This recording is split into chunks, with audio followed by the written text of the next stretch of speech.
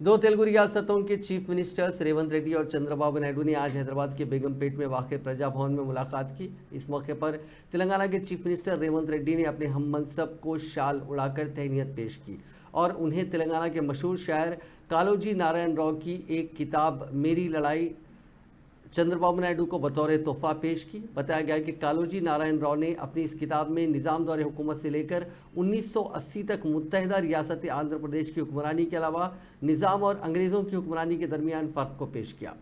आज का जो इजलास मुनक़िद हुआ था, इसमें चीफ मिनिस्टर के अलावा तेलंगाना की तरफ से नायब वज़ीर आला भट्टी विक्रमार्का और वुज़रा श्रीधर बाबू और पूनम प्रभाकर ने शिरकत की। चीफ सेक्रेटरी शांति कुमारी भी थी। वहीं आंध्र प्रदेश के भी वज़ीर आला चंद्रबाबू नायडू के अलावा उनके 4 वुज़रा और वहां के चीफ सेक्रेटरी मौजूद थे। इस इजलास में 2 कमेटियां बनाने का फैसला किया गया। एक कमेटी वुज़रा पर मुश्तमिल होगी जिसमें दोनों रियासतों के वुज़रा होंगे, वैसे ही एक कमेटी आला ओहदेदारों पर मुश्तमिल होगी और एक तयशुदा वक्त के मुताबिक ये दोनों कमेटियां इन दोनों रियासतों के बीच दरीना मसाइल को हल करेंगे।